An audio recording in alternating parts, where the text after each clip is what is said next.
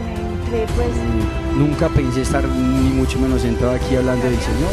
yo le comencé a pedir a San José por mi vocación. En la vida Así. tenemos llamados y muchos llamados de Dios Pero yo no sabía ni qué eran lazos ni qué. de tener una esposa y Desde Dios. mi catequista, el Señor estaba empezando a conquistar mi Y fue corazón. algo maravilloso porque el Señor me permitió conocer a un... Lady se encontró con un Dios muy amoroso.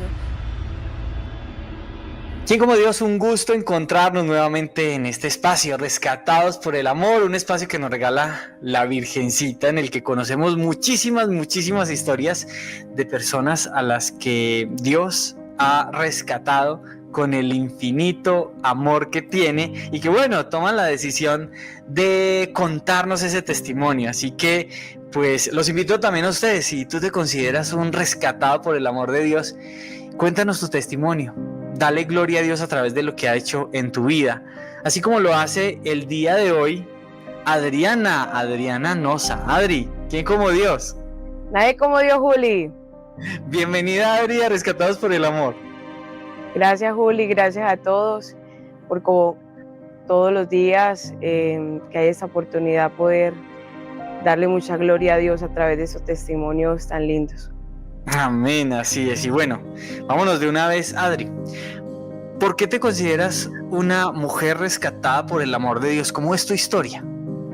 Bueno, Juli, y a todos los que se conectan con nosotros, gracias a Dios y a la Virgen pude conocer al Señor en un retiro de lazos hace 13 años, donde tuve una experiencia muy linda, pero no siempre todo fue así como tan encuentro con el Señor o tan hermoso, pues porque en realidad no era así al principio. Vengo de una familia donde toda mi familia es de Santander, por tanto todos conocen más o menos cómo son la gente de Santander, que son bravos, que de una u otra manera les cuesta manifestar amor, cariño por las personas, demás. Entonces vengo y crecí como con esto desde, uno dirá, 16 años, que entró a la comunidad, que habrá vivido, cómo habrá sido, pues Adri, al principio era como muy rebelde, grosera, peleaba con todos, muy, en ese aspecto muy desconvertidita, muy lejos de Dios, aunque era muy buena estudiante en el colegio y eso me llevaba a tener una soberbia gigante. En medio del colegio y en medio de mi proceso pues de conversión, fue muy lindo porque iniciamos justamente el proceso de conversión con mi papá. Mi papá fue a retiro con nosotros. Es más, yo ni iba a ir al retiro, sino que mi papá estaba enfermo y dijo, bueno, que alguien me acompañe a la casa y me dijo, Adri, acompáñanos a vivir el retiro. Me fui con él. Y en realidad, ¿Quién los invitó al retiro, Adri? mucha gente, en realidad como muchos amigos de mis papás, muchos tíos, pero nunca le prestamos atención pues a la situación. ¿Ustedes habían escuchado antes de Lazos de Amor Mariano? Yo no, pero mi papá sí un montón de veces había escuchado, pero nada que le daba el sí al Señor y a la Virgen. ¿Ahí tenías cuántos años? 16.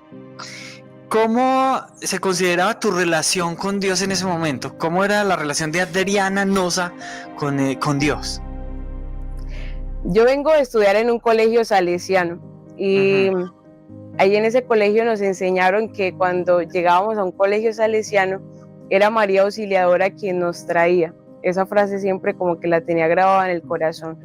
Y si bien íbamos a misa cada tanto, como todos los colegios salesianos, no es que era una super relación o no es que yo pasaba orando en todo momento, en todo lugar, pues no, o sea, íbamos a misa muy de vez en cuando, muy, bueno, mis papás al ser santanderianos, allá en Santander hay una cultura muy linda con respecto a Dios, hay parroquias casi que en todas partes, confesión en todas partes, le enseñaron la misa dominical y pues vamos a la misa, pero de ahí a más profundidad de la fe, ninguna otra.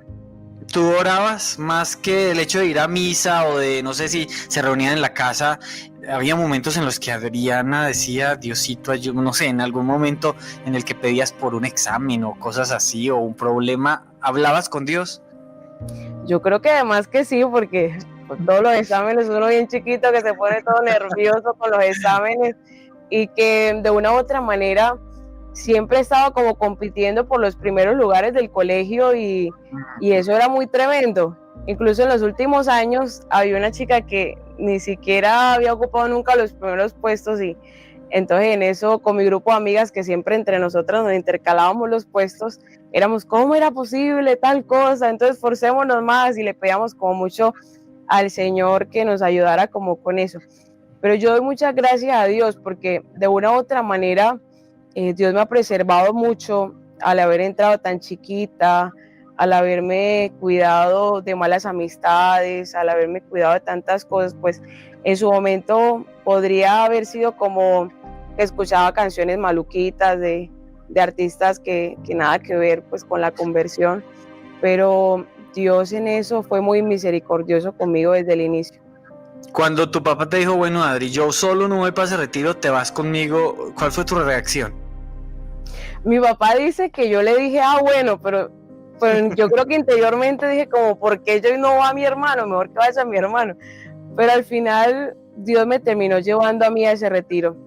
Fue un 12 de diciembre del 2012. Wow. Día de la Virgen de Guadalupe. Adri, ¿qué pasó en ese retiro? ¿Qué le pasó a Adriana en ese retiro? Bueno, en ese retiro, al principio no sentía pues mayor cosa, pero llegó un viernes, que ese viernes fue muy especial, porque no sé si fue por hambre o yo estaba como tratando de, en algún momento cuando pienso en esto digo, no sé si fue por hambre o por qué, pero en medio de estar haciendo el rosario yo caigo desmayada 1 minuto, 2 minutos y sentí una voz muy linda de parte del Señor que me decía, a partir de este momento todo será diferente. Y yo siento que después de ese momento es como lo único que recuerdo del retiro y a partir de allí todo fue distinto. Yo recuerdo que quien dirigía mi retiro decía que él era como muy grosero, muy mal hablado y pídanle esa gracia al Señor, que el Señor les pueda ayudar. Mediante esa fe de quien dirigió mi retiro le pedí como, Señor, bueno, si tú hiciste eso con él, tú puedes hacerlo conmigo, ayúdame y tal cosa, pero yo siento que todo fue distinto. Incluso saliendo del retiro, mi papá había llevado pues el carro, nos regresamos en el carro de mi papá, no alcancé a llegar como para contar testimonios en el lugar donde uno cuenta testimonio en su momento, y al llegar yo siempre había sido penosa para exponer, o sea, para hablar en público, no sé qué. Ya ahorita la gente pues ve a los misioneros o nos ve a cualquiera de nosotros y dice, no, estos nacieron hablando en público como si fueran los más profesionales de la vida, cual yo nunca expuse en el colegio. Si algún compañero mío está viendo este video, puede decir que nunca expuse en mi vida. Y yo que voy llegando del retiro y empiezo a sentir en mi voz, a mí interiormente que me decía, habla, habla, habla. Me acerco donde la muchacha que estaba dirigiendo el recibimiento y ella me dice, no, Adri, ya tenemos todos los testimonios, no puedes decir ya nada más, está muy tarde. Y ella lanza algo como si fuera una profecía. Ella dice, tranquila, que vas a tener muchas ocasiones para hablar de Dios, del amor de Dios en tu vida. Y después de eso ha sido toda una cristoaventura porque ha sido desde el día 1 romper con todas las amistades que en su momento tenía. Fue muy lindo, Julio, porque te decía que todo empezó, salí del colegio y una semana después fui a retiro. O sea, el Señor no me dio tiempo ni chance de desconvertirme ni nada, pero le doy tantas gracias porque el tiempo dedicado al Señor y el no probar cosas del mundo hace que de una u otra manera se prevenga uno en no tener tantas tentaciones como lo pueden tener otros jóvenes de hoy por día que se han consumido muchas cosas en el mundo, aunque Dios se vale de todo eso para dar un testimonio más grande más adelante. Tú, Adri, hablas de las amistades y las amistades que te tocó cambiar en ese momento. ¿Por qué tuviste que hacer eso? O sea, ¿cuáles eran las circunstancias que llevaron a Adriana a decir, yo tengo que cambiar mis amigos, entre comillas? Bueno, porque en esa época estaba muy de moda el tema de rebelde, estaba muy de moda el tema del trap, estaba muy de moda el tema de los emos, de que se cortaban las venas, bueno, en esa época pues. Entonces mi grupo tendía como a ser un poquito así, y también es que yo me daba cuenta que tenía un Facebook de 4.000 personas, pero a ninguna de esa gente la conocía.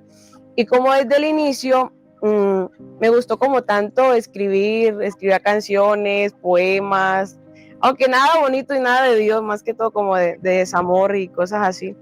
Entonces como me llené como en ese mundo, algunos artistas no conocidos, famosos, como Hoy por Día los hay, no nada de esto, pero algunos de estos me pidieron como escribir una canción y demás, aunque no es muy pública, no es muy conocida la canción, en su momento lo hice y tenía como muchos amigos como muy superficiales, muy de farándula, muy de esto, entonces fue como, ninguno de esos es tu verdadero amigo, como si Dios me dijera, yo te voy a dar personas nuevas, renuncia a todo eso, y literal, saliendo del retiro siento que fue como una gracia, porque terminé totalmente ese Facebook, rompí todo, quité mi número de teléfono, creé un nuevo Facebook, tomé un nuevo número de celular, empezó todo de nuevo, o sea, literal como lo que el Señor me dijo en el retiro.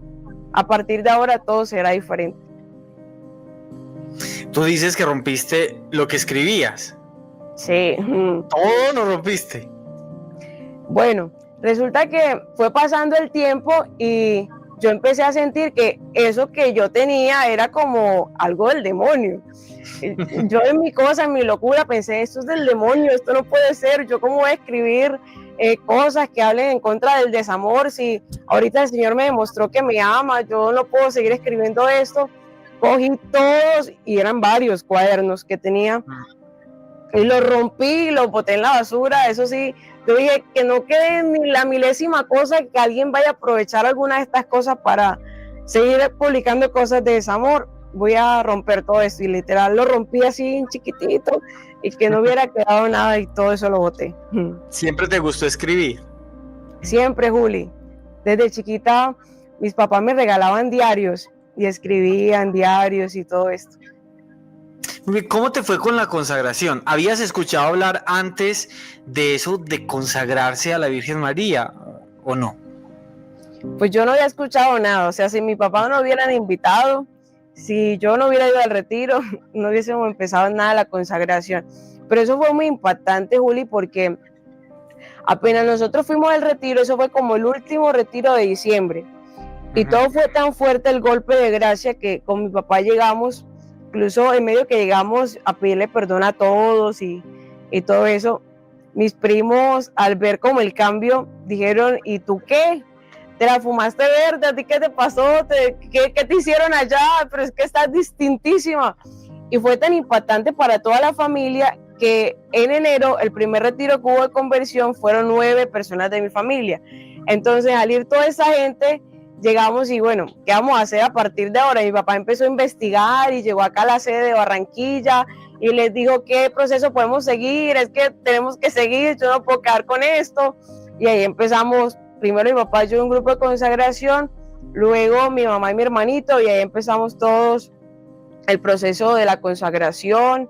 Y fue muy lindo porque fue una experiencia de vida en familia. Los 3 primeros años estuvimos juntos sirviendo en la comunidad. Hermoso. ¿Cómo fue ese reencuentro con la Virgen? Digo reencuentro porque pues al tú venir de un colegio salesiano y al tener esa experiencia con María Auxiliadora, pues bueno, en ocasiones es una devoción bien intensa, las personas que la viven. ¿Cómo era contigo? ¿Era una devoción más porque te la enseñaron o si tenías una bonita relación con la Virgen? No, en realidad yo siento que era muy superficial mi relación con la Virgen. Por más que, es que en un colegio, si uno no tiene la voluntad, si uno no le abre el corazón al Señor, de veras que el Señor no hace nada. Y yo siento que literal el Señor en ese retiro me tumbó el caballo para yo poder como acercarme con humildad y decirle, oye Señor, yo te necesito con mi alma, con mi vida, yo sin ti soy nada. Entonces, claro que la relación con la Virgen fue distinta porque allí no era porque no orara, porque el Señor y la Virgen actúan en todas partes, sino que no había la disposición de mi corazón para eso. Incluso, por ejemplo, pensando en mi devoción a la Virgen, recuerdo que de los que más nos hablaban de devoción a la Virgen en mi colegio era Don Bosco. Y resulta que en el colegio tuvimos una gracia espectacular que hoy me arrepiento de no haberla aprovechado antes. No sé si alguno de los que nos escucha estuvo también más o menos en esa época estudiando en un colegio salesiano, pero trajeron el cuerpo de Don Bosco, un cuerpo que está, una réplica del cuerpo de Don Bosco, lo colocaron a peregrinar por los 200 años de Don Bosco, de haber vivido en la tierra. Y en esto llegó Don Bosco y era como para una fecha mariana, creo que era para el 24 de mayo que lo trajeron al colegio. Y yo como, ¿por qué le hacen tanta bulla a ese? ¿Por qué le danzan a ese? ¿Por qué tanta cosa, tanta farándula pues para ese santo? ¿Qué tanto? Y incluso yo recuerdo que ese día de María Auxiliadora, estando el cuerpo allí Don Bosco, yo toda retadora le dije a Don Bosco, bueno, si tú le haces tanto bien a los jóvenes y si tanta gente dice que tú le haces tanto milagro a los jóvenes, ayúdales más, porque yo veo mucho joven mal. Y sentí que Don Bosco me dijo, ¿por qué no me ayudas tú? Así como Don Bosco sabe cómo hablarle a los jóvenes. Literal sentí eso en ese momento. Y bueno, pues en realidad el corazón no estaba dispuesto. Yo me quedé con eso guardado. Incluso muy pocas personas pues conocen que en su momento pasó eso. Pero ya entrándonos propiamente a la consagración, con el corazón más dispuesto, la Virgen me fue como recordando esas palabras de que ella en realidad, lo que nos dijeron en el colegio, de que cuando alguien llega a un colegio de estos, al igual que llega a un colegio de lazos, ella es la que nos trae la mano, la que nos cuida, la que nos ayuda. Y la devoción pasó de ser una devoción muy superficial a ser una devoción ya más cercana, a sentir a la Virgen amiga. Esa bendición hermosa que nos dan en el retiro fue vivida hermosamente. Y sentí tanto como si la Virgen me hubiera dicho, es que desde siempre había querido estar contigo, pero como que tú no te atrevías a dejarme hablar y hacer cosas en tu vida. Entonces sí cambió mucho la devoción a la Virgen después del retiro y en medio de la consagración. Es linda la consagración que va como que acomodando todo lo que uno quiere, o sea, lo que uno anhela, lo que el alma anhela y lo que Dios anhela para uno debido al pecado. Muchas de las cosas que uno hace se va descontrolando y desorganizando todo y la Virgen va poniendo como, bueno, esto va acá, esto va acá, esto va acá, y esos anhelos que tiene uno en el corazón van encontrando como el rumbo y el norte donde tienen que estar. Adri, ¿quiénes eran los santos para ti en ese momento? Ahí me hablabas un poquito de lo que veías cuando veías la réplica del cuerpo de San Juan Bosco, pero para ti en general, ¿quién era un santo? No, un santo era alguien loco. Era alguien loco que estaba por allá lejos, que no eran cercanos, que sí, que eran como extraterrestres, personas raras. Uno no los veía como modelos posibles para nosotros. En su momento lo sentía muy así. Muy bien, yo veo que pues San Juan Bosco te puso una tarea grande que fue el hecho de trabajar por los jóvenes o con los jóvenes, y en todo este tiempo siempre que a mí me hablan de Adriana Nosa siempre pienso en jóvenes. Ella es la visionaria que trabaja con los jóvenes, hace cosas con jóvenes, desde hace muchísimo tiempo pues que te conozco y siempre estás involucrada con los jóvenes. ¿Te tomaste muy a pecho eso que sentiste en el corazón? ¿Cómo fue que el Señor te fue llevando a ese trabajo con los jóvenes? Juli, en realidad cuando Don Bosco me dijo eso, yo estaba en plena rebeldía, en plena locura, yo ni le presté ni 5 atención a Don Bosco. En realidad yo siento que Él siempre lo ha querido, el cielo siempre lo ha querido, porque bueno, empezamos el proceso de conversión, fuimos entonces a la consagración. Quien meditaba la consagración tenía un apostolado que era el comedor Mamá Margarita, que es donde se le dan comida a los niños de aquí de la zona Cachacal en Barranquilla. Y literal apenas me consagré, creo que la semana siguiente o en ese mes, después de haberme consagrado, me encomendaron ese apostolado. Entonces empecé a ir a trabajar con niños, con adolescentes, todo esto. ¿Qué hacían en el apostolado? En el apostolado le dictábamos consagración, le dictábamos también catequesis para que hicieran la primera comunión, organizábamos para que hicieran los bautizos Y bueno, fue como mi primera consagración como de 17 añitos. Y la zona es que una zona como apartada, o que tú hablas de la zona que no recuerdo qué dijiste. Explícanos a los que no somos de Barranquilla, ¿cómo es esa zona? ¿Por qué esa zona es especial? Bueno, esa zona es especial porque en realidad la mayoría de los niños que van allí son de escasos recursos. ¿Es un barrio o qué? Es una zona de escasos recursos en donde la mayoría, los papás los enseñan a robar, y algunas mujeres de ahí, mamá de ellos son prostitutas, algunos de ellos no tienen facilidades para comprar almuercitos, se van sin comida para los colegios, entonces ese comedor está allí puesto para ayudarles a estos chicos para que no se vayan con hambre para el colegio. Y da la casualidad que ese apostolado, Comedor Mamá Margarita, es un apostolado de lazos con los salesianos de Barranquilla. Y me encomiendan eso, que tiene como esa correlación en su momento. Muy bien, entonces de ahí empezaste a dictar consagración como loca a jóvenes, a trabajar con jóvenes, a ir a los apostolados. ¿Cómo ha sido todo el trabajo con ellos? ¿Por qué crees que hay que apostarle a los jóvenes? Bueno, en ese momento se me salía toda la humanidad cuando empecé a trabajar con ellos.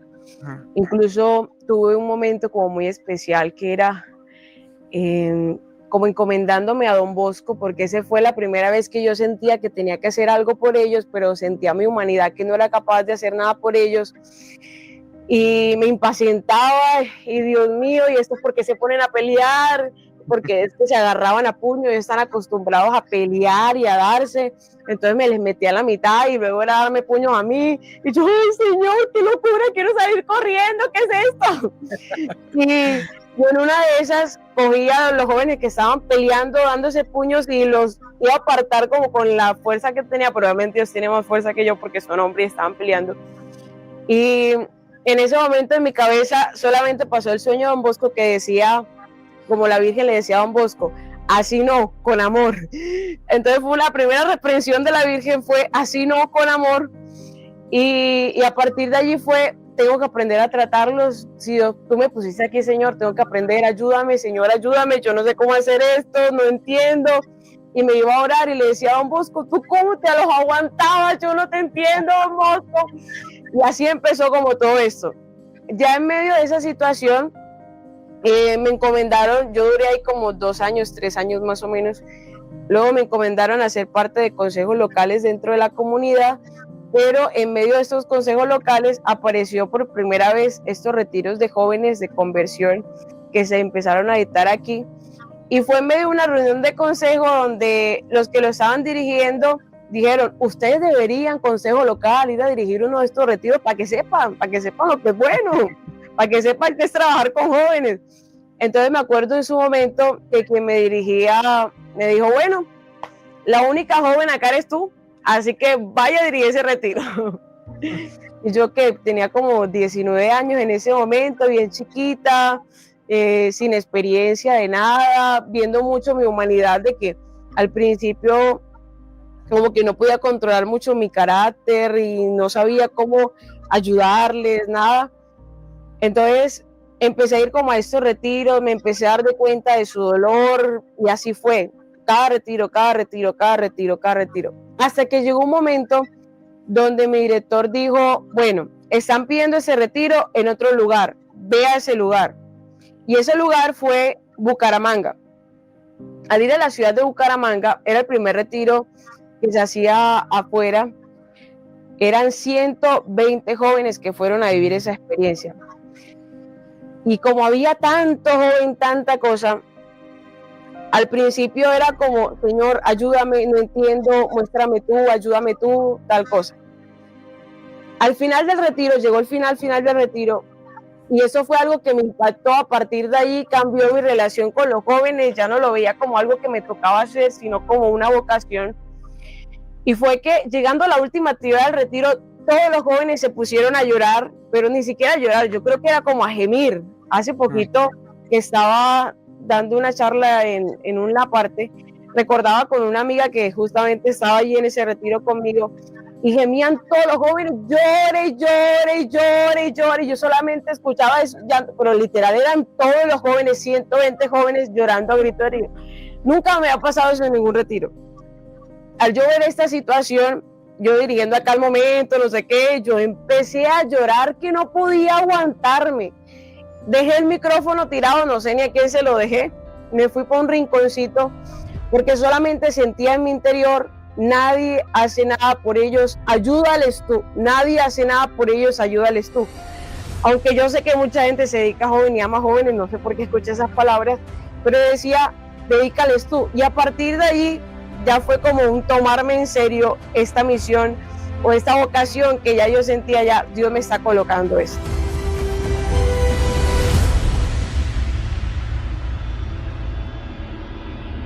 Ahí no termina la cosa. Resulta que el Señor seguía mandándome a lugares a dirigir retiros de jóvenes a diferentes ciudades. Luego fuimos a Cúcuta, luego fuimos a Ocaña, luego fuimos a Villavicencio, luego fuimos a Cartagena, Santa Marta, Guatemala, y toda esta misión Dios la empezó como a confirmar.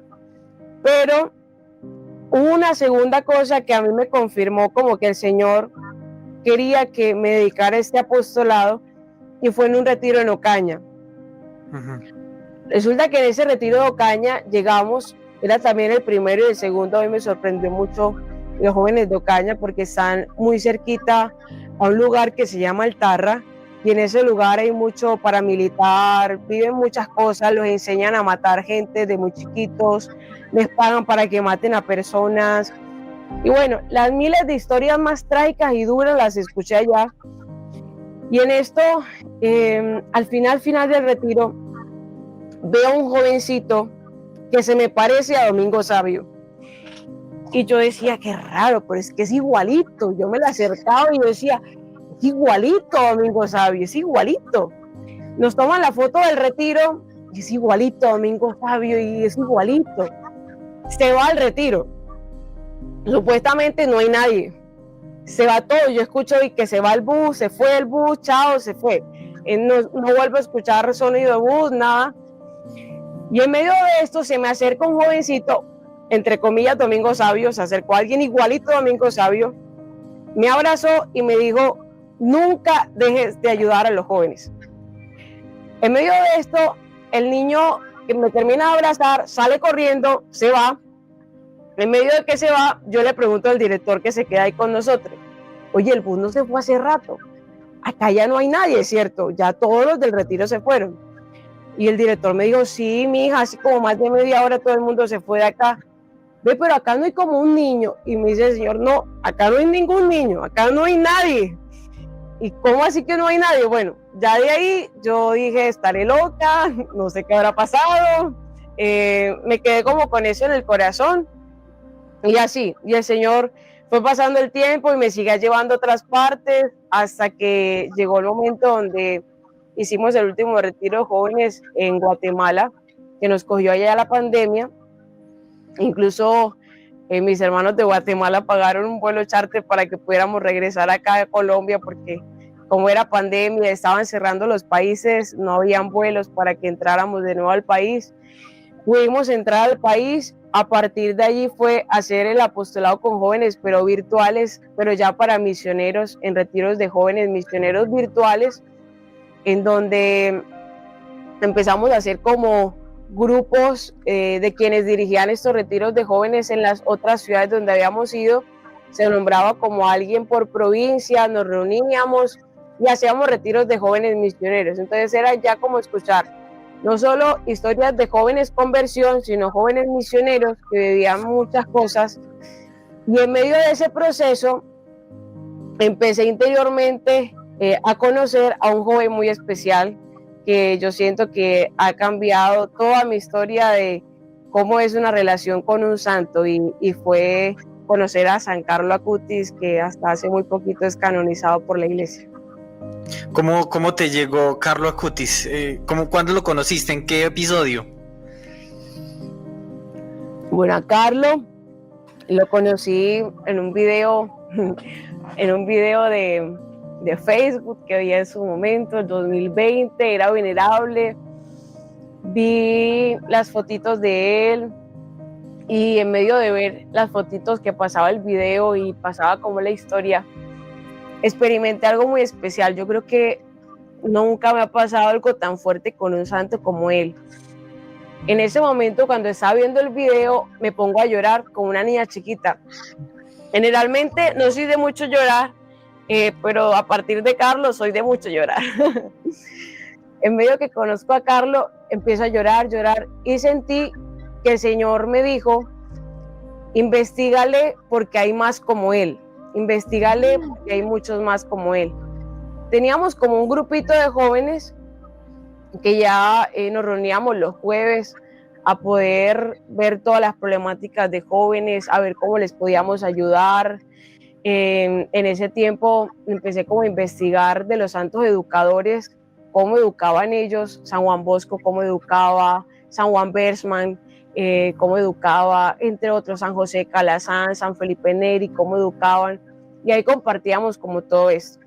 Pero Carlos luego fue pasando como su proceso, incluso en el canal de Lazos Barranquilla, cuando nos enteramos de la beatificación, hicimos como una jornada de grabación de casi 19 horas, muy intensos nosotros. Hicimos la novena de Carlos y hicimos una jornadita de 19 horas, donde las 19 horas fue dando charlas de jóvenes, invitamos a algunos misioneros, colocábamos allí esta ceremonia de beatificación de la iglesia, todo esto que fue como tan especial. Cuando va pasando como todo esto, incluso escuché como una canción que se llama Los mejores años son para Dios. Ahí, en medio de escuchar esa canción, de poder también conocer a Carlos y de empezar ya a meditar la vida a otros santos jóvenes con los cuales compartíamos, con los jóvenes estos que nos reuníamos los jueves. Ahí le compartía como cada santito joven que iba investigando y no sé qué. Entonces hacía como un resumencito de ellos, porque decía, los jóvenes no les gusta leer tanto, entonces voy a hacer como un resumencito, les comparto a ellos, no sé qué. Y ahí en medio que le compartía eso a los chicos y que hablaba de Carlo Acutis y de todo lo demás, volvía nuevamente a escuchar eso: ven, lee, investiga, escribe, hay más como él. Y resulta que fue pasando el tiempo, nos invitaron a una asamblea, a una reunión de directores donde solamente va el provincial. Juli, tú estabas ahí en esa asamblea. Fue una asamblea donde solamente va el provincial. Yo no soy provincial, yo hago parte de un consejo, pero no soy provincial. Rodri me invita de una manera muy especial y yo digo, ¿por qué me invita si no sabía ni siquiera que Rodri, ni sabía mi nombre, ni sabía que me dedicaba a jóvenes así tan específico? Y me invita con nombre propio a esa asamblea porque se va a hablar de los jóvenes y de una manera muy especial voy allí. Allí no termina la cosa, porque termina la asamblea, llego a la casa y encuentro en mi casa, en mi pieza, una reliquia de Carlo Acutis de 3er grado que me había enviado de la asociación de Carlo Acutis. Yo había pedido esa reliquia hace muchos años, y no me había llegado, ni me llegó ningún correo que me iba a llegar, absolutamente nada. Fue como si en ese momento, cuando vi esa reliquia, fue como si Carlos me dijera, sí, es verdad, tú tienes algo con los jóvenes, yo te quiero acompañar para que acompañes a jóvenes. Sentí como si en realidad esa confirmación de lo que él me había dicho antes, lee e investiga porque hay más como él, era como algo muy intenso, como que era una misión que Dios me estaba confiando en ese momento en el corazón. Adri, ¿tú crees que los jóvenes pueden ser santos hoy? Claro que sí, claro que sí. El Señor en múltiples ocasiones, desde el principio de los tiempos, se ha fiado en jóvenes. Le confió a San Juan, el apóstol, le confió el tesoro más grande que es la Virgen. Vemos cómo Santa Juana de Arco, el Señor le confió todo un país para echarlo adelante. Vemos cómo el Señor se fía en los jóvenes y cómo a través de, en su momento todos los santos jóvenes que investigué para compartirle a los delegados de jóvenes, cómo el Señor hacía tantas obras en ellos. Incluso Don Bosco decía que no hay jóvenes malos, sino hay jóvenes que no saben que pueden ser buenos y alguien se los tiene que decir. que los jóvenes no son manzanas podridas, sino verdes, que hay que saber acompañar. Y a lo largo de estos tiempos, trabajando con jóvenes, he visto el Señor como, Dios mío, se sobra en generosidad, saquen ellos una cosa hermosa para el bien de las almas, como los jóvenes son pieza clave, pieza fundamental, como el Señor a través de ellos impacta la vida de los demás, como por ejemplo Mateo Farina decía que era un infiltrado entre los jóvenes y en medio de eso quería contagiarles de un virus hermoso, gigante, del virus del amor de Dios, y ver tantos frutos en tanta gente, en tantos jóvenes que hacen hoy por día tanto bien en la comunidad. Para mí me da mucha esperanza decir, de ver a los jóvenes pueden ser santos. ¿Cuál crees que es el reto más grande que tiene un joven en la actualidad? Los jóvenes hoy por día pasan cosas muy difíciles. Primero, que los papás están siendo obligados a tener que trabajar mucho tiempo y eso hace que los papás estén menos en la casa. Si los papás están menos en la casa, tienen menos vínculo de confianza con los hijos. Si tienen menos vínculo de confianza con los hijos generalmente no tienen mucha confianza para decirle las cosas. Si no tienen mucha confianza para decirle las cosas, eso quiere decir que los jóvenes se quedan con tantas cosas en el corazón que no se las dice a nadie. Hoy por día hay un dolor muy grande y es que cada 40 segundos alguien se suicida. Y la mayoría de las tasas de suicidio, la mayoría, lo que uno ve que dice, el top de lo que la gente que más se suicida son los jóvenes. Y uno dice, ¿por qué viene esto? Viene esto desde que muchas economías hacen que los papás tengan que trabajar más, porque si no trabajan más no tienen cómo mantener a sus hijos, demás. Por ahí hay una debilidad muy grande, que es que los chicos no tienen la confianza con sus papás para decirles cosas, porque cuando están los periodos sensitivos de los niños, que es justo los periodos para que los papás y los niños crean vínculos de confianza y así permitan de que ellos se puedan abrir y contar sus cosas, no se está teniendo. Entonces ellos, al no tener con quién contar las cosas, están viendo todos los modelos externos cuando en realidad los primeros modelos deberían ser sus padres, pero sus padres al estar muy ausentes cogen modelos de afuera. Los jóvenes de por sí son muy influenciables, incluso si uno le dice a un joven o a cualquier persona, no pienses en elefantes rosados volando, no piensen en elefantes rosados volando, de por sí van a pensar en elefantes rosados volando, en cómo son muy curiosos. Entonces si oyen una palabra, investigan de esa palabra, y si escuchan que hay un influencer de moda, se meten con ese influencer, escuchan lo que dicen ese influencer y de por sí afectan sus comportamientos. Incluso hoy por día hay tantas cosas alrededor, tantas redes, tantos artistas, tantas canciones, tantas cosas, que por sí el cerebro, como tenemos la neurona espejo, eso hace que uno se compare con los demás.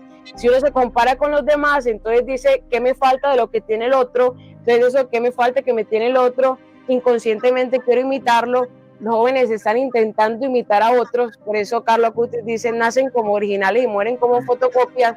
Entonces tienen la segunda tentación, que es dejarse influenciar por todas las personas, y que si en el colegio están hablando que el aborto está bien, entonces ellos, porque todo el mundo habla de eso, se dan a influenciar, incluso aunque sean muy católicos, muy de fe, aunque de por sí sus principios les digan que no, ellos puede que en algún momento digan que sí, por simplemente tener ese deseo de caer bien, por ese simple deseo de poder tener amigos y demás. Entonces ahí tienen una debilidad muy grande en todo lo externo que estamos viendo, que se pueden dejar influenciar.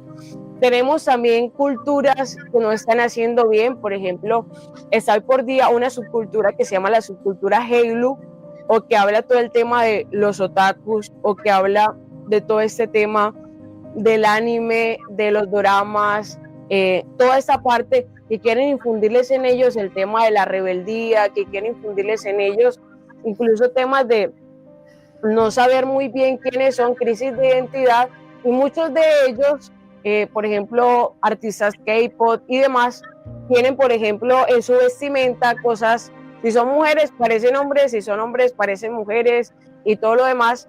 Y como hacen movimientos y esto llama la atención en medio de los demás, empiezan ellos también a hacer movimientos, se genera una dependencia con ellos y luego en medio empiezan a imitar todos estos comportamientos, y esta subcultura está llevando a muchos de ellos a muchas cosas, a tal punto que está en medio de esta subcultura Heilu, que ellos intentan o hacen como conferencias donde se disfrazan o se conocen como otaku. Supongamos que tú eres otaku, Julián, fueras el otaku Juli. Entonces, en medio de eso, si tú quieres parecerte a Pokémon, te disfrazas de Pokémon y vas allí vestido de esto. Ojalá fuera de algunas caricaturas normalitas, pero en realidad no son así, sino otros nombres, para no decir los otros nombres. Se disfrazan de muchos de estos. Entonces, en medio de esto hay cosas muy fuertes, hay una cultura pornográfica muy grande, hay todo un tema muy profundo de intentos de suicidio. Vamos a ver que si esta subcultura está tan fuerte, porque es que uno de estos artistas sube hoy por día una canción y tiene 50 millones de reproducciones en un solo día, cosa que ningún otro artista de ninguna otra parte tiene tantas visualizaciones. Eso está afectando mucho hoy por día a la juventud. Sí, tenemos otras cosas, tenemos vicios, tenemos, bueno, tantas cosas que hoy por día dirán que droga, que el alcohol, que muchas cosas, pero en realidad el trasfondo es que el joven no sabe quién es, que el joven no ha recibido aprobación en su casa, que el joven no tiene vínculos de confianza en su casa, que al joven no se le ha enseñado a tener un espíritu crítico. Entonces, cuando se enfrenta a las cosas del mundo, no tiene con quién consultarlo, con quién poder tener quien le resuelva las preguntas. El joven necesita eso. Incluso me parece muy lindo porque entre los santos jóvenes que hay hoy por día, algunos de ellos, no todos, algunos de ellos tuvieron como unos papás. Incluso hay una historia muy bonita, hay una beata que se llama Beata Conchita Veragüen, algo así, es una española que el papá le enseñó eso del criterio para pensar las cosas y para decir las cosas. Se sentaban a debatir temas de política, de lo que sea en la mesa, y hoy por día es muy lindo porque cuando ambos los proclamaron, cuando a ella la proclamaron venerable, a él también, son ambos venerables de la iglesia. A ella ahorita la beatificaron, pero siento que eso hace falta mucho hoy por día, que los papás puedan tener una conversación con sus hijos en la mesa, que les pongan temas de política y que debatan allí, que los escuchen, y que si llegó callado no decir, es que se es callado, porque hoy por día muchos padres de familia piensan que con que el niño esté en su casa y no esté saliendo en fiestas, todo está bien, pero resulta que no todo está bien. Es que hoy por día en las redes sociales, por un minuto, por un segundo, pueden consumir toda la pornografía que consumieron todos nuestros antepasados. Entonces, hoy por día hay que generar más esos espacios donde se comparta con ellos. Incluso en programas como Misioneras Esposa y Madre nos pueden enseñar muchas cosas del tema de la educación de los hijos, que es muy importante uno poder, como padre de familia, aún no soy madre de familia, pero los que son padres de familia que escuchan la comunidad, tienen espacios de, si tienen 5 hijos, un espacio también para cada hijo, un espacio con todos, un espacio aparte con el esposo. Porque es necesario conocer a cada hijo, que cada hijo es distinto, que si lo veo callado lo escucho, qué tienes, qué te pasó en el colegio, cuéntame un poquito más. Generar esos espacios que muchos jóvenes no los sacan, sino que deben los padres de familia, a partir de mirar cosas que a ellos les gustan, empezar a ir creando esos espacios. Es impresionante, Adri, el hecho de poder ver la sociedad en la que estamos y pues sí, los retos tan increíbles a los que se enfrenta no solo la juventud, sino pues todo el mundo. Pero bueno, como tú dices, los jóvenes tal vez son los más vulnerables frente a lo que va sucediendo, y uno ve la falencia en la educación. Pues yo no sé si es que siempre ha funcionado así, pero es impresionante el hecho de ver cómo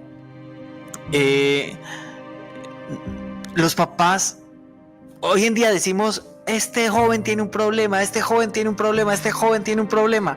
Pero cuando uno se sienta a hablar con el joven, uno se da cuenta que muchos de esos problemas no son siquiera del joven, sino un problema en la educación, o sea, un problema de los papás. O sea, algo que yo digo ahí, no, es que es un problema de los jóvenes, es un problema de los papás, lastimosamente.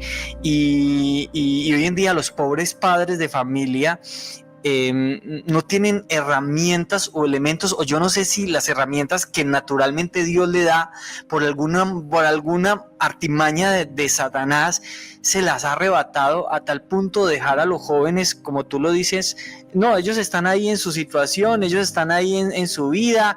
En ocasiones la única manera de tener a un joven contento es entregándole un aparatico de estos y ya es la panacea, es lo mejor que se pudo haber hecho, cuando lastimosamente, y nos hemos dado cuenta en todo el apostolado que hacemos, que es tal vez incluso el peor error que se puede cometer, y es entregarle, por ejemplo, un celular a una edad en la que pues un chico no tiene las facultades para poder dominar todo lo que trae un celular. Adri, ¿qué herramientas pueden tener los papás para poder, no sé si cabe la palabra educar o guiar o llevar o acompañar a la juventud de hoy en día? Juli, lo que pasa es que sí, en gran parte los padres tienen la culpa y uno dirá, pero qué malos son, pero en realidad pobrecito, es que no les han dado las herramientas, no les han enseñado a ser papás. Bueno, Juli, tú acabas de ser papá, creo, o estás pronto a ser papá. ¿Ya eres papá? Sí, mi bebé tiene 3 mesecitos y medio, estoy enamorado. Y es un milagrito de Dios que luego también tengo que contarles. Ay, bueno, gloria a Dios. Sí, pero tú que ya eres papá, ¿te vino el manual de instrucciones para qué hacer cuando tal cosa y tal otra? Lo busqué, pero no lo pude encontrar, creo que... En Google. Así mismo le pasan a todos los papás, es que sí, qué pesar, no existe como un plan A, B, C, D. Si bien hay unas cosas básicas que es importante y que de pronto podría decir acá, si bien es cierto todo eso, también es que cada hijo es distinto, entonces tampoco es que vaya a haber una regla general para todos, pero resulta que existen periodos sensitivos. La educación de un joven no inicia cuando tiene la edad de los jóvenes, de los adolescentes. Lo que pasa en el cerebro del joven, como cambia tanto y como varía tanto y como hasta incluso, no ver que en la corteza prefrontal, toda la parte del cerebro va a madurar en esas etapas un 95%. En realidad, el nombre de adolescente es que adolece, le duele algo. O sea, si literal uno pudiera preguntar a un adolescente, fuera consciente, ¿cómo te sientes? Le diría, me duele el cerebro, porque en realidad en esa época el joven está creciendo en todo su cerebro, están tantas cosas pasando en su interior que él no alcanza a vivir o a darse cuenta de lo que está pasando. Pero uno ve que al final de cuentas, por eso es que nos han dicho, no es lo mismo pecar y no pecar, porque es que lo que va a pasar en la adolescencia es consecuencia de lo que él aprendió de una u otra manera cuando estaba chiquito. Existe algo que se llama los periodos sensitivos que hablé antes. Entonces, por ejemplo, qué vital es que ojalá todas las madres de familia, yo sé que es difícil, complicadísimo, que nuestras economías no están dando, pero ojalá que todas las mamás tengan la oportunidad de estar, ojalá en sus primeros años, 5 o 10 años de vida de sus chicos, presentes para ellos, porque es la etapa donde se crean esos vínculos de confianza, de yo llegar y decir, ¿cómo estás? ¿Te pasa algo? Cuéntame. Don Bosco usaba una frase muy linda que la aprendió de su mamá y era, no hay nada que hagas que pueda hacer que yo te quiera menos. Entonces decirle constantemente esa frase a los niños, a los jóvenes, cuéntame lo que te pasó, tranquilo que no hay nada que tú hagas que pueda hacer que te quiera menos. Al corregir, como le enseñó a Don Bosco, le enseñó a Margarita, que hoy por día es venerable, le enseñó que para corregir hay que corregir en el oído, tratar de educar ese espíritu crítico, tocar temas importantes. Siento que a muchos padres de familia le da miedo hablar del tema de la sexualidad con sus hijos, y hoy por día en ese tema los están educando, son los influencers que hoy por día hacen preguntas como, así en un tal cualquiera de estos videos, pueden hacer una pregunta de cuántas veces te masturbas por día, o cuántas veces ves pornografía por día, o cuántas veces tal cosa, y el jovencito al escuchar eso dice, ¿qué es eso? Voy a averiguar, o si ya sabe, dice, ay, eso es normal, todo el mundo lo hace y lo empieza a hacer. Entonces, los padres de familia hoy por día deben saber que una de las herramientas que pueden tener para que su hijo pueda perseverar en un proceso de conversión, es responderle todas esas preguntas. La sexualidad no solamente son los aparatos genitales de nosotros, sexualidad también entra en los sentimientos, lo que somos, todo eso. San Juan Pablo II en la teología del cuerpo va a hablar cosas maravillosas acerca de esto, que puedan profundizar un poquito para dar respuesta a sus hijos. Me llama mucho la atención, por ejemplo, que la mamá de Carlo Acutis, al ver que Carlo era tan sabio en todos temas de teología, se metió ella en curso a investigar todo el tema de teología porque ya no entendía nada y su hijo el montón de preguntas que él hacía lo estaban volviendo loca. Entonces, qué bonito será que los padres de familia, si tienen un hueco con alguna información que los niños están pidiendo, que los adolescentes están preguntando, poder investigar ellos. Hay muchos, hoy por día, libros de educación de los hijos. Hoy por día, incluso en la librería Madre de Dios, hay un libro que se llama Las Virtudes o Cómo Educar en las Virtudes, Educación en las Virtudes de un Misionero. Y hay personas que están tomando la iniciativa de educar a nuestros chicos en virtudes. Hay incluso diplomados de educación de los hijos. Hay tantas cosas que pueden servir, pero sobre todo lo principal es hacernos cercanos a ellos. Don Bosco decía que había que hacer las cosas de ellos para que ellos hagan las cosas de nosotros. Pero para tratar con jóvenes siempre hay que tener un equilibrio entre dos palabras, amor y autoridad. Porque es que a veces nos pasamos de amor y queremos por tema de que se sientan bien. Hoy por día vemos en muchos lugares, no en todos, gracias a Dios, pero sí en muchos lugares en donde promueven, por ejemplo, si es una canción de alabanzas, una alabanza en son de reggaetón para atraer a jóvenes. Y en realidad lo que a jóvenes le atrae no es eso. A lo que un joven le atrae es otro joven viviendo radicalmente la fe, como se debe vivir la fe, que le digan las cosas como son, que no estén como, ay, esto es así, pero tampoco, pero no, al joven le encanta esa meta alta, al joven le encanta que uno le coloca esa meta por allá arriba, él intenta como sea hacerlo, le encantan los retos.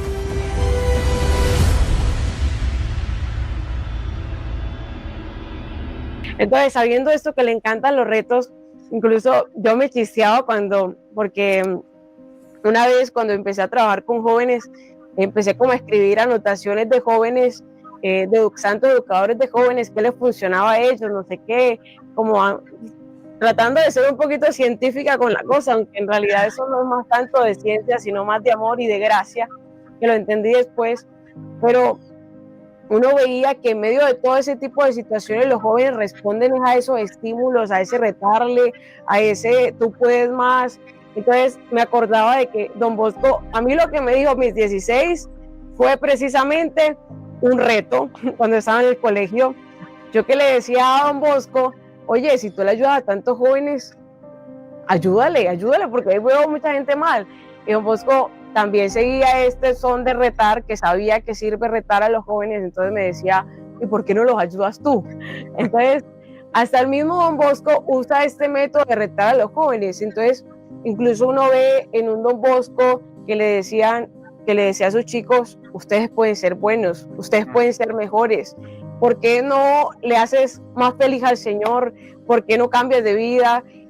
Incluso hasta alguno de estos, una vez se le apareció el Padre Pío a un jovencito que se llama Mateo Farina, que hoy por día es venerable, y le dijo, si tú eres capaz de descubrir que Dios es la verdadera alegría, hazle saber esto al mundo entero. O sea, lo retó de que no solamente tenía que saberlo, sino que decirle al mundo entero.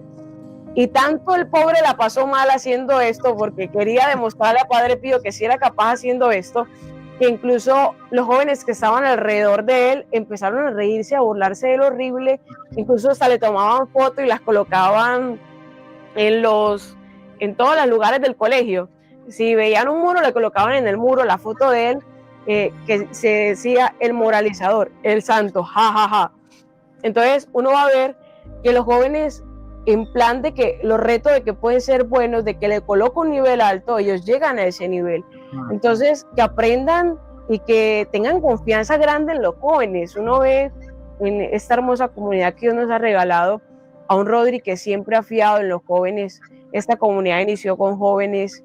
Qué regalo tan grande es que hoy por día todavía hayan jóvenes que apuestan todo por el Señor, que se atreven a levantar su voz y decir en una universidad, yo no estoy de acuerdo con eso que usted está diciendo, profe, Pero ¿cómo van a salir esos jóvenes? Con que hayan hoy por día padres que les eduquen mucho el criterio, que los escuchen, que, por ejemplo, en las situaciones más duras, más difíciles, que en los temas de la cultura general, del tema de política, del tema de todos los temas que se están hablando, de aborto, se están hablando de pornografía, hablar del tema pornografía, decir que está mal, que los padres de familia se atrevan a decirles todas estas cosas. Mijito, si siente esto es normal, pero cuando sienta esto, combátalo de esta manera, porque uno cree que los hijos saben, pero no saben, están adoleciendo, o sea, el cerebro les está doliendo. Entonces, que estemos allí para ellos. Yo siento que la presencia de un padre de familia lo cambia todo. Y para los que son hoy por día educadores, que de pronto nos estén viendo, que sean profesores, no pierdan la esperanza en que ellos pueden ser mejores, porque habrá momentos donde uno diga, sí, bien, pueden, pero hay otros momentos donde uno dice, ay, Señor, estos serán los próximos santos jóvenes, yo no creo. Pero que no pierdan la fe. Don Bosco también le pasó esos momentos. Uno, por ejemplo, si lee, hay un libro que se llama Obras Fundamentales de San Juan Bosco del Abad, que aunque es difícil de conseguir, demuestra cómo Don Bosco influyó en la vida de cada uno de los jóvenes primeros salesianos, y uno muestra, y uno ve allí muchos detallitos de cómo él los iba ayudando, y uno ve en todo esto que el Señor obra, que el Señor actúa, y que él tuvo momentos de desesperanza, pero el Señor le demostró, así como nos demuestra al mundo entero, que los jóvenes pueden ser buenos y que los jóvenes pueden ser santos. Sí, es impresionante cuando uno trabaja con los jóvenes, o sea, todo el potencial que tienen y todo el potencial también que se desperdicia hoy en día. Muchas veces los mismos videojuegos, la misma televisión, las redes sociales, las mismas cosas que encuentran en un celular de distancia, no sé si cauteriza toda esa posibilidad, esa capacidad que tienen jóvenes para absolutamente todo. Es que es increíble cómo póngale usted un reto a un joven y ese reto se lo cumple, y a veces da muchísimo más de lo que se espera. Si hay algo que yo tengo, por ejemplo, muy claro, es que si usted quiere en la evangelización hacer un trabajo realmente monumental, llévese jóvenes.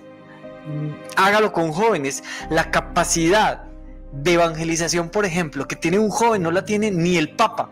O sea, ni el Papa, con todo lo que tiene, al Espíritu Santo en plenitud, un obispo que tiene pues todos los sacramentos encima. O sea, la capacidad de evangelización que tiene un joven no se la supera ni el Papa.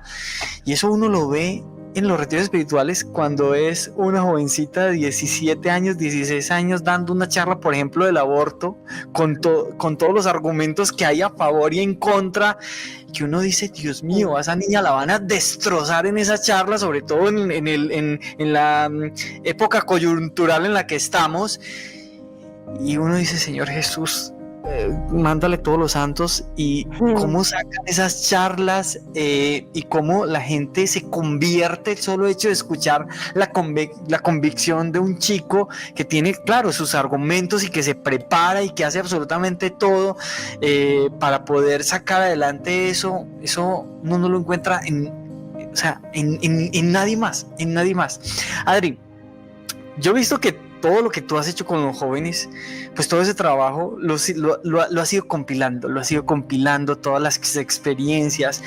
Tú decías que ibas escribiendo, que ibas organizando unas cosas, y por gracia de Dios, hoy en día, después de un trabajo grandísimo, de un montón de años, ¿cuántos años? Ahora me cuentas, pues sale a la luz un libro que el Señor te ha regalado, y que después de mucho tiempo de trabajar en él, el Señor te ha puesto a través de Rodri, el hecho de, bueno, mijita, eso no se puede quedar usted con eso, sáquelo a la luz. Y sale este libro. Cuéntanos un poquito de este libro, cómo se llama, cuál es el título, para quién es. Cuando estabas escribiendo, ¿pensaste en algún momento que iba a ser un libro? Cuéntanos un poquito, a ver, que yo estoy, es que me leo ese libro ya. Gloria a Dios. Bueno, cuando empecé a hacer esto, les compartí ahorita un poquito que era que tenía un grupo de jóvenes, que Carlos Acutis me decía que hay más jóvenes como él, que lee, investiga, y empecé a investigar, empezó a aparecer Mateo Farinas, Ciara Luz Badano, Monse Graces, y cada uno empezó a llegar, cada uno, y los empecé a leer, Angelino Bonetta y no sé qué, y empezó cada uno, y los leía, y eso era qué cosa tan linda, y les compartía al grupo de delegados de jóvenes que tenía en su momento, y todo, wow, qué cosa tan bonita, wow, los jóvenes sí pueden ser santos, no, nadie conoce esto, ¿no? Y así, empecé como a compartírselos a ellos, porque veía en estos delegados de jóvenes que algunos se sentían bajoneados porque sí, los jóvenes pueden ser santos, pero yo veo una humanidad aquí que no me da mucha esperanza. Que no sé cuándo. Ah, Que decía yo que los jóvenes pueden ser santos, pero que uno a veces dice, pero ¿cuándo? Por ¿Pero Dios, cuándo? ¿cuándo? Eso tal cual les pasaba a ellos. Y decía, uy, Señor, cómo les lleno de esperanza a todos estos chicos. Entonces era enviarle estos chicos, estos jóvenes santos a ellos, y ellos resurgían ellos la esperanza y así. Entonces ya les había enviado como unos 10, pero yo decía, si se los envío largo, pues ellos no van a leer todo eso, porque si para leer todo es, para llegar a ese punto, se leyeron 10 páginas o 20 páginas o un libro para llegar a ese resumen o un video de 1 hora y pico, no todos tienen la disponibilidad para poder leer eso, para poder ver eso. Voy a dejárselos fácil, entonces se los mandaba resumidito con unos puntitos. Y allí empezó como la cosa. Así fue pasando un tiempo, fue casi un año mandándoles a ellos de varias ciudades y de varios países, incluso de Guatemala, de Ecuador había una de Brasil, habían de varios lugares de lazos aquí también en Colombia, estaban de Bogotá y de los anteriores lugares donde se habían hecho los retiros de jóvenes. Entonces estaban ellos allí y se les mandaba, se les compartía. Bien, seguí investigando de ellos, pero hasta ahí quedó la cosa. Eso era para mí solita, para mí está bacano, eso está espectacular, qué bueno que le ayude a ellos a poder tener esperanza, pero hasta ahí se quedó la cosa.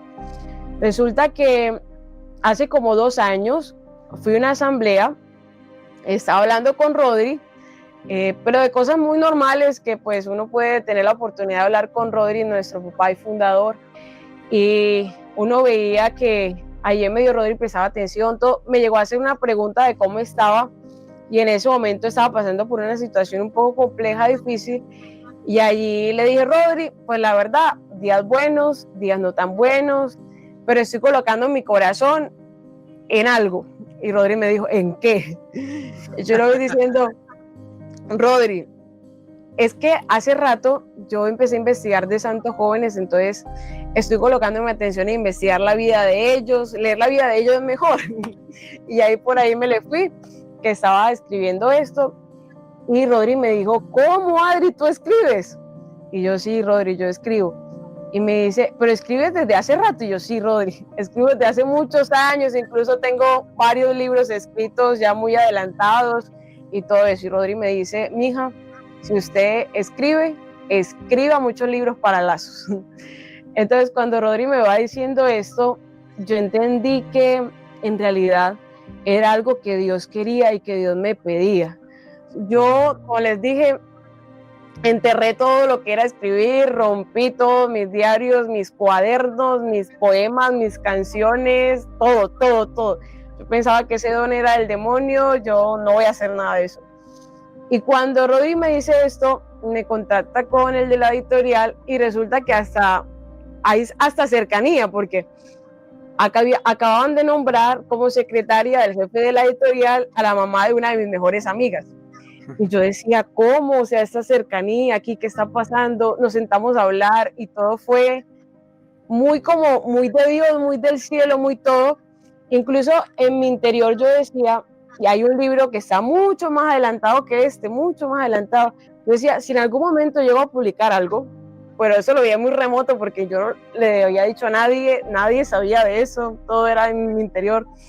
Entonces, si llego a publicar algún libro en mi vida, bueno, será cuando yo me muera, y si algo lo publica alguien por mí, si entra a mi computador y lo ve.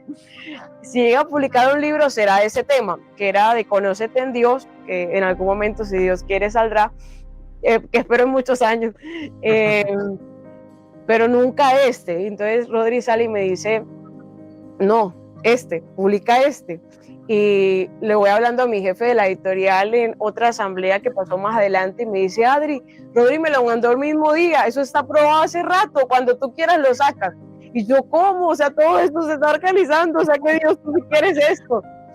Y ahí fue que empezó todo esto de el libro que hoy por día sale a la luz, que se llama Los jóvenes pueden ser santos. ¿Qué hay en el libro?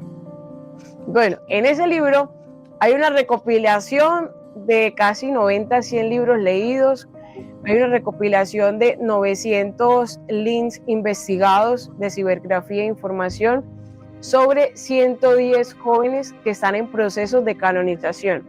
Desde 1900 hasta el tiempo actual, desde los 14 años hasta los 35 años. Buena noticia para los mayores de 20, 25, todavía son jóvenes. A ver, ¿qué pasó allí?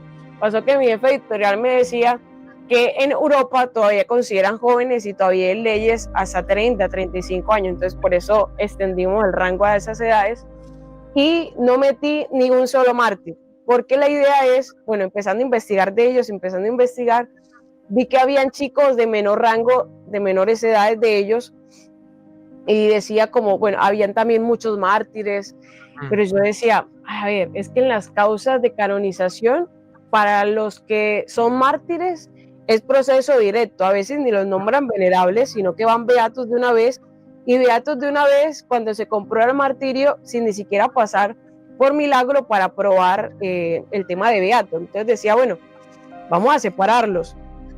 Entonces este libro no va a tener ningún mártir, pero va a ser el primero de 5 libros que va a ser como una colección seguida. La mayoría de jóvenes, primer tomo y segundo tomo, este es el primer tomo de Los jóvenes pueden ser santos, ya el segundo tomo, Dios mediante, saldrá el otro año o pronto, que será como la segunda parte de esto. Luego de eso entrarían todos los jóvenes que han sido mártires. Y hay un montón, y es de 1900, no voy a hablar de ninguno de un montón de años, no, voy a hablar de tiempos actuales. Si hoy por día mucha gente dice, los de ahora no pueden ser santos, eso pasaba antes, es para que en realidad digan, sí pueden ser santos, los de ahora, o sea, los de este último milenio, este último ciclo, este último espacio, pueden ser santos. Y ya probablemente el cuarto, que fue investigando estos que fueron saliendo también niños, va a ser Los niños pueden ser santos, que ya estos están en proceso, casi listos. Y por último, buena noticia para los matrimonios. Hay muchos matrimonios que están en procesos de canonización, muchos. Incluso después del Concilio Vaticano II se aprobaron o se permitieron no solamente la canonización de personas laicas, sino que ya hoy por día estamos teniendo casos de matrimonios canonizados, que por ejemplo conocemos los papás de Santa Teresita, que el día en que celebran propiamente a esa pareja de santos es el día que se casaron. Entonces vamos a encontrar allí a muchos de ellos que son siervos de Dios, beatos, venerables, ya santos, que revelan cómo se conocieron, cómo vivieron su noviazgo, cómo vivieron su matrimonio, cómo educaron a sus hijos y demás. Entonces este primerito tiene todo esto resumido, o sea, no es como, ay, el joven se va a sentar y va a leer 20 páginas de un santo. No. En realidad, máximo encontrará 3, 4 páginas. Pero el resumen del resumen. Por eso fue un proceso como de 5 años, porque está muy resumido todo y el joven va a encontrar allí, primero, cómo era ese joven en su niñez, todo lo que vivió en su niñez esa persona, si era inquieto. No quise colocarle filtros de que era santo desde el principio, sino como lo que era. Porque hoy por día muchos libros pueden revelar como solo lo bonito del santo, ¿no? O sea, para que los jóvenes identifiquen que en realidad hay muchos de ellos. Habían algunos que eran mujeriegos y se convirtieron.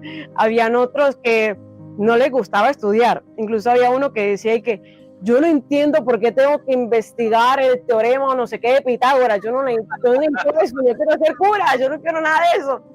Yo no entiendo por qué hay que aprender un montón de cosas en el colegio. Decía así el muchachito. Y luego va a decir el Señor, es necesario que lo aprendas porque con esto te fortalece la voluntad que te va a ayudar luego a ejercer tu profesión. Entonces, como en la primera parte de cada santo vamos a encontrar eso, como su humanidad, su infancia, Había muchos que tuvieron familias bonitas de Dios, habían otros que no tenían la familia nada de Dios, eso lo vamos a encontrar allí. Luego vamos a encontrar cómo fue su adolescencia, cómo recibió la primera comunión. Algunos lo recibieron con voluntad, con un gran amor, hay otros que ni por ahí tanto. El impacto que tuvo Jesús Eucaristía, la Virgen para ellos, cómo descubrieron su vocación, porque hoy por día muchos jóvenes, la gran pregunta es, ay, no sé qué quiere Dios de mí, si Dios me quiere cura, si Dios me quiere de monja, no sé si Dios me quiere que estudie tal cosa o tal otra, no entiendo. En ese libro van a encontrar de cada uno de los santos, son 110 en total, vamos a encontrar cómo descubrieron su vocación, o sea, cómo Dios les habló de eso. Algunos tuvieron unas tremendas cosas que querían, que Dios los mandaba creían que Dios les decía que fuera religiosa, pero al final Dios les decía, no te quiero allí. Si siendo madre de familia podrás hacer una buena labor. Hay otras que querían ser madre de familia o sentían que Dios la llamaba a eso, y en oración Dios les confirmaba una cosa, entonces les va a ayudar mucho, les va a dar como discernimiento, reglas de discernimiento para saber qué quiere Dios de cada uno de los jóvenes. Después de eso va a salir cómo ese joven, en medio de descubrir su vocación, vivió lo que fue su enfermedad, porque la gran mayoría de esos jóvenes pasaron por enfermedades duras, por un cáncer o por alguna cosa así que le arrebató la vida siendo muy jóvenes. ¿Y cómo la vivieron? Incluso hay una chica que me sorprende mucho porque hay unas que son muy humanas y que apenas se enteran, por ejemplo, hubo una que apenas se enteró, se encerró, llegó a la casa, tiró la puerta y le dijo, nadie entre. Y se puso a llorar, y Señor, ¿por qué me haces esto a mí? ¿Por qué me haces esto? Y en medio de esto, ella, en esa relación y todo, luego cayó en su consciente y se dijo, ¿por qué no a mí? ¿Por qué no yo? ¿Por qué no yo sí creo? ¿Por qué no yo sí creo puedo llevar muchas almas al cielo con este sufrimiento? No, al contrario, me debo alegrar. Y le duró 25 minutos ese show que vivió anteriormente, esa humanidad que vivió ahí. Y luego esa misma jovencita le va a decir a su mamá, no me pongan nada para tranquilizarme, no me pongan tramadol, no me pongan nada que me haga dormir y que no sienta dolor, no me pongan nada de esto. El único regalo que yo tengo para dar al Señor es mi sufrimiento y se lo voy a entregar. Por favor, no dejen que yo no se lo entregue, quiero entregárselo. Entonces, veíamos en esa parte de cómo sufrió todo su dolor y toda su humanidad, cómo lo vivieron. Muchos de ellos ofrecieron su vida por el Papa, muchos de ellos ofrecieron su vida por alguna persona de su familia que estaba pasando por un proceso de conversión difícil. Muchos de ellos ofrecieron también su vida por la conversión de los cristianos. Muchos de ellos, etcétera, vivieron, o sea, en medio del sufrimiento, ya teniéndolo, se unieron al Señor. A muchos de ellos una oportunidad de conversión muy linda. Yo me acuerdo, por ejemplo, hay un chico que murió en el 2018, eso fue hace nada, que incluso tiene una foto con Papa Francisco, es siervo de Dios, se llama Pedro Ballester. Fue una de las historias que más me impactó. Yo creo que con muy poquito me pasó como él, que tuve como la oportunidad de tener el libro de él, y fue una sola sentada de habérmelo leído. Cuando este jovencito se enfermó, cuando la pasó re mal, la mamá le decía, tú te vas a morir pronto, tú te vas a morir pronto.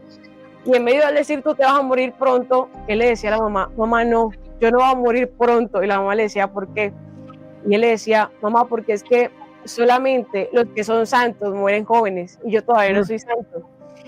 Cuando yo leí eso, me puse a llorar. Eso fue un momento de gracia, llore. Incluso llegó mi papá y mi mamá al cuarto y como, ay, ¿qué te pasó? Le decía, papá, yo entiendo por qué Dios no me ha llevado, ya entiendo, porque todavía no soy santa, papá, me falta convertirme. Así, a gemido y grito herido, llorando con mis papás. Y Dios mío, o sea, a todos los que están viendo esto, e incluso a mí misma, me causa mucha curiosidad, mucho interiormente, me interpela mucho el tema de que tengamos la edad que tengamos y que estos chicos nos superan en santidad tremendamente. Al final él termina muriendo, pero ofreció todos sus sufrimientos por la iglesia y era un chico que decía, antes yo era muy feliz, ahora lucho con mostrar alegría. Señor, lo único que con lo que estoy luchando y por día es por mantenerme alegre, porque todo me fastidia. Incluso uno va a ver la humanidad de él, que cuando iban los chicos a visitarle, porque era un gran amigo de sus amigos, eso siempre andaba rodeado de un montón de amigos, llegaban al hospital y él, por su humanidad, por su dolor, hay veces que le decía, salgan, lárguense de aquí, no quiero ver a ninguno. Y luego decía, anda, ¿yo qué hice? Es cierto que yo estoy en un proceso de conversión, perdónenme, amigos míos, y los acercaba, y ya luego se convirtió en un gran amigo de los amigos, que siempre estaba como pendiente para ellos, que les preguntaba más bien cómo estaban ellos, cosas muy lindas de ellos, de cómo vivieron en general su enfermedad. Y al final de cada santito está cómo murió, qué pasó en su agonía, qué palabras dijeron. Algunos fueron muy fáciles de investigar, cuáles fueron sus últimas palabras, algunos no tanto, pero en todos traté como decir cuáles fueron sus últimas palabras, que muchos, por ejemplo, acudieron al sacramento de la extrema unción o la unción de los enfermos, que pudieron recibir la confesión también antes de morir, que tuvieron un momento lindísimo en medio de morir, que incluso una de ellas hasta tuvo tiempo de decirle a la mamá, cuando yo me muera, ponme un traje de novia, porque me voy a encontrar con mi esposo. Incluso le dije a los papás, por favor, no sé si ustedes todos sabían, pero yo tampoco sabía, pero me enteré ahorita, uno solo puede elegir 2 liturgias, cuando uno se casa y cuando uno se muere. Bueno, aquí ninguno de ustedes vaya diciendo a su familia de la liturgia cuando se van a morir, porque eso va a ser raro. Pero el tema es que esta chica le dijo, quiero que lean tales lecturas, quiero que canten tales canciones, donde se dé gloria a Dios por todo el tiempo que me dio de vida. Entonces aparecen cosas muy lindas que ellos al morir, cómo fue las tentaciones que tuvieron. Muchos al morir tuvieron tentaciones de que se iban a condenar, de que Dios no los quería, porque en realidad el combate espiritual habla de eso. O sea, el combate espiritual dice, al final del libro dice, que cuando uno se va a morir, va a venir toda la legión de demonios, y más si el alma es consagrada, todas las legiones de demonios, a tratar de tentar nuestra alma para que no se salve.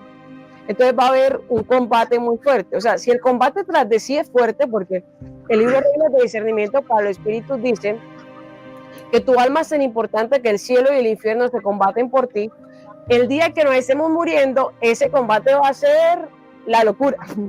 Entonces, en ese combate de la locura que vivieron ellos, cómo lo combatieron, uno va a ver que, por ejemplo, San Francisco así en su momento dijo, recibió como el consejo de Santa Clara, que Santa Clara le dijo, ante esa tentación di, si me voy para el infierno, que al menos en el infierno te alabe, Señor. Y ya con eso venció la tentación. Vamos a ver que muchos de estos jóvenes vivieron esas tentaciones, y no a la edad de San Francisco, que tenía más herramientas, sino a una edad muy corta.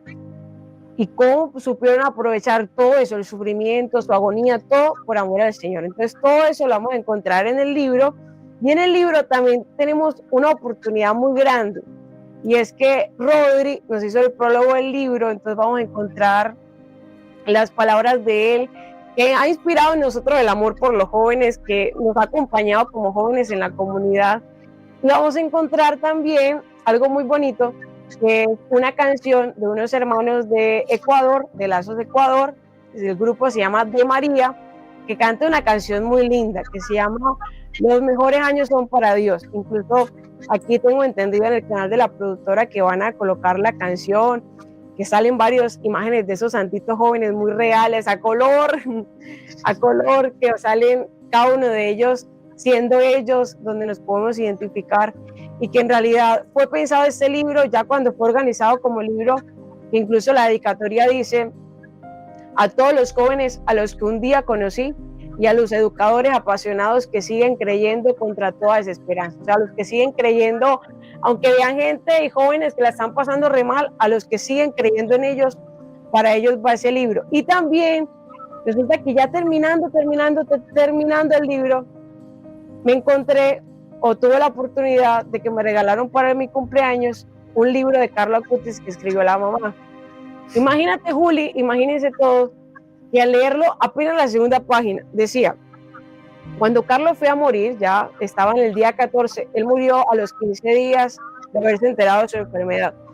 Cuando estaba a punto de morir, a él le llevaron un libro de santos jóvenes franceses que estaba justo el libro en francés, que eran como 10, 15 jóvenes, y él allí le dijo a su mamá: mamá, ya sé cuál va a ser mi siguiente exposición. Ya fue la de Milagro Eucarístico, ya fue la de Apariciones Marianas. Ahora quiero hacer otra exposición de santos jóvenes.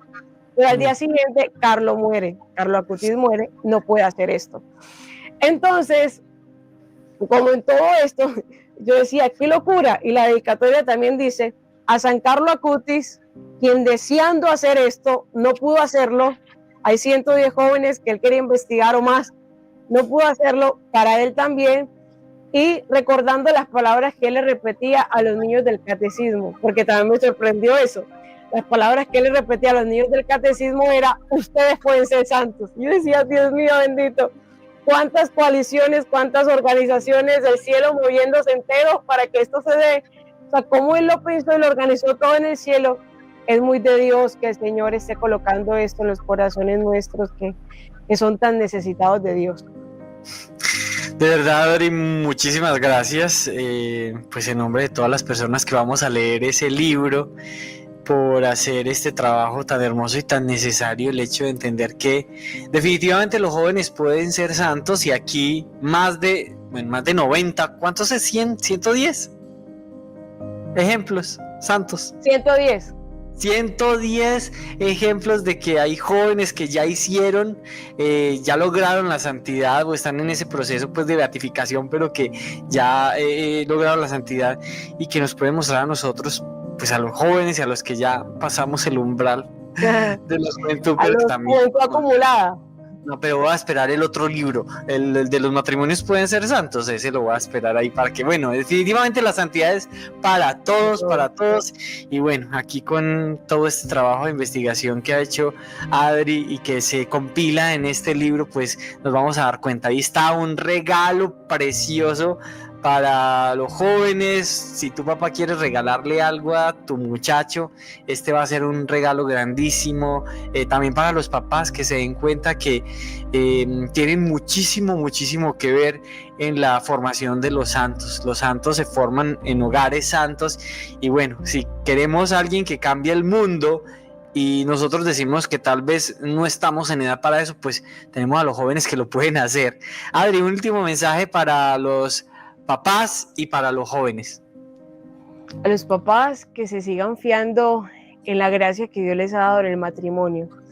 Cuando dos personas se casan, reciben la gracia de poder educar correctamente a sus hijos en la fe, y siento que se deben valer más de ese sacramento de ir juntos a la oración, a los pies del sagrario, y decirle: Señor, tú me diste estos hijos, están pasando una edad difícil, ayúdame a convertirlos. Y el Señor a todos les dará la gracia para poder hacerlo. Y a los jóvenes, a mis queridos jóvenes, a los cuales amo con todo mi ser, les digo que no se conformen con poco. Ustedes son la luz del mundo. Si la sal se vuelve sosa, ¿con qué se salará el mundo?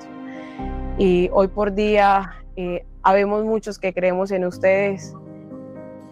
Habieron muchos jóvenes que ayudaron a otros jóvenes a ser santos. Aprovechemos a todos estos 110 jóvenes al cielo que tienen a su disposición, y por favor, denos el regalo al mundo de poder tener santos colombianos, santos ecuatorianos, santos del mundo entero, y que hagamos juntos aquello que en su momento Carlo Acutis le dijo a través de San Francisco de Asís a su mamá. O sea, que cuando Carlo muere, le dice a su mamá que esté tranquila, que le va a dar muchas señales del cielo de que él está allí. Y le dice 3 cosas a través de Francisco de Asís. Tu hijo está en un puesto alto en el cielo, va a ser canonizado pronto, y después de él vendrá una nueva generación de santos jóvenes para la iglesia. Así que, chicos, ustedes que me escuchan, hoy por día dijo Montfort en su libro El Tratado que vendrían más grandes santos en tiempo futuro que en el tiempo antiguo.